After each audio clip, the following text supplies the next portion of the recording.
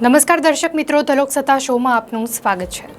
પૃથ્વીના ઇતિહાસમાં લાખો વર્ષો પહેલા આવેલા મહાન પ્રલયની કથાઓ આપણે સાંભળી છે, ઘણી જગ્યાએ વાંચી પણ છે, પરંતુ વૈજ્ઞાનિકોએ હવે એક એવી ઘટના વિશે કહ્યું છે કે જે તેનાથી પણ વધારે ઘાતક સાબિત થઈ શકે છે। આ ઘટનાને મિયાકે ઇવેન્ટ નામ મળ્યું છે।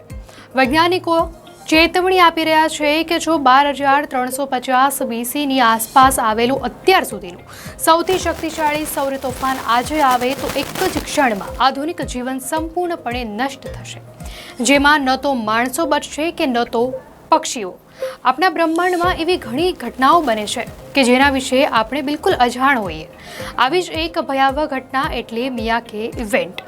વૈજ્ઞાનિકોએ લગભગ 14,000 વર્ષ પૂર્વે આવેલા એક ભયંકર સૌર તોફાનના પુરાવા શોધ્યા છે, જેણે પૃથ્વીને ભયંકર રીતે અસર પહોંચાડેલી। તેના પુરાવા આજે પણ હજારો વર્ષ જૂના ઘણા પ્રાચીન વૃક્ષોના વલયોમાં છે, જે પૃથ્વી પર બનેલી ઘણી ઘટનાઓના સાક્ષી પણ રહ્યા છે।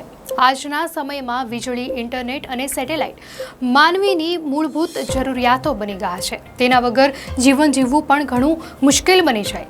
ત્યારે વૈજ્ઞાનિકોના મતે લગભગ 12,350 BCમાં એક સૌર તોફાન આવ્યું, જે આજ સુધી આવેલા બધા સૌર તોફાનો કરતાં વધારે તાકાતવર હતું। જો આ પ્રકારનું તોફાન આજે આવે તો તે પાવર ગ્રીડ, ઇન્ટરનેટ અને ઉપગ્રહોને સંપૂર્ણપણે નષ્ટ કરી શકે છે, જેના પરિણામે આધુનિક જીવનનો સંપૂર્ણપણે નાશ થઈ શકે છે। આ ઘટનાને જ મિયાકે ઇવેન્ટ કહેવામાં આવી છે।